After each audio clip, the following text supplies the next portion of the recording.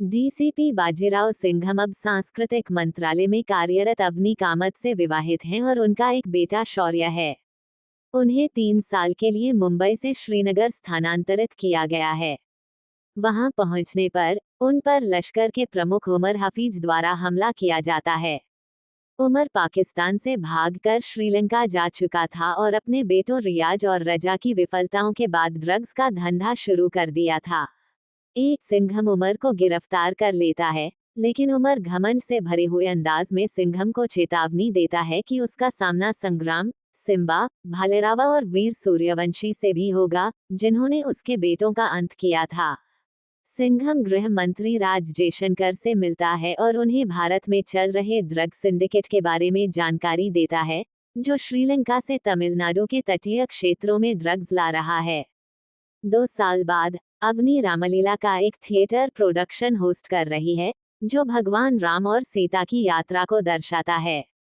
इसी दौरान सिंघम एक जहाज को पकड़ता है जो श्रीलंका से तमिलनाडु की ओर जा रहा था और उसमें भारी मात्रा में ड्रग्स पाता है। वह ड्रग्स लाने वाले 4 लोगों को गिरफ्तार करता है।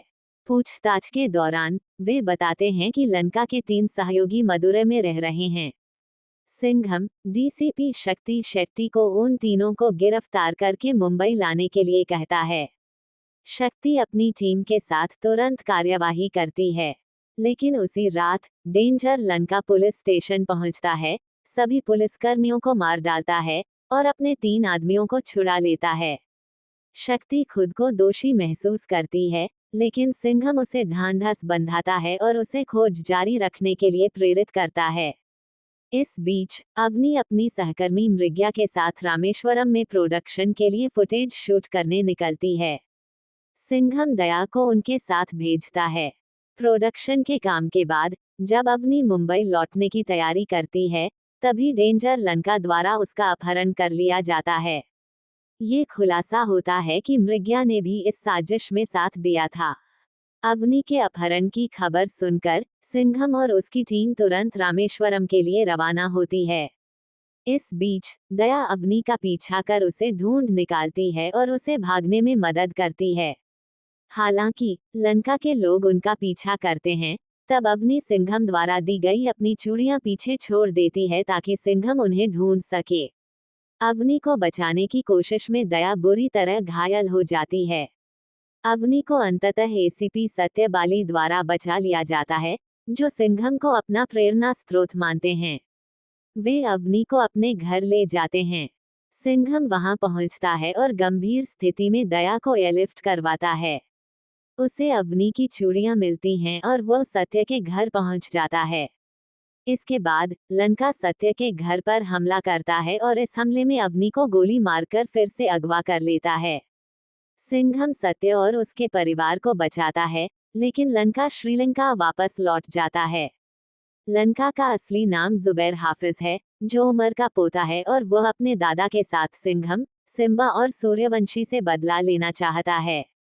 मृग्या भी अपनी असली पहचान इकरा हाफिज के रूप में सामने लाती है, जो जुबैर की चाची है। वे दोनों बताते हैं कि वे सिंघम और अवनी पर नजर रखने के लिए 2 साल से भारत में रह रहे थे। जुबैर सिंघम से कहता है कि वह सिम्बा और सूर्यवंशी को लाकर उमर को सौंप दे और अवनी को अपने साथ वापस ले जाए। इसके बाद जुबैर अवनी को बंधक बनाकर कोलंबो पहुंचता है और सिंघम को सिम्बा को अवनी की जांच के लिए श्रीलंका भेजने के लिए कहता है। सिंघम शिवगढ़ जाकर सिम्बा से मिलता है, जो श्रीलंका जाकर अवनी को बचाने के लिए तैयार हो जाता है।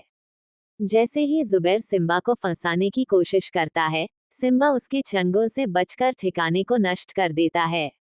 इस बीच सिंघम गुपचुप तरीके से श्रीलंका पहुंचता है और कुछ रॉ एजेंट्स की मदद से सिम्बा और अवनी का पता लगा लेता है। जयशंकर उमर हाफिज को एक सैन्य विमान में कोलंबो भेजते हैं। शक्ति और सत्य अगले दिन बंदरगाह पर पहुंचकर सिम्बा और सिंघम की मदद करते हैं। सूर्यवंशी भी इस लड़ाई में शामिल हो जाता है और अंततः मिलकर वे अवनी को छुड़ा लेते हैं। इस लड़ाई में सिंघम जुबैर को मार देता है और उमर हाफिज को भारत लाने वाले विमान के साथ भारत लौटता है।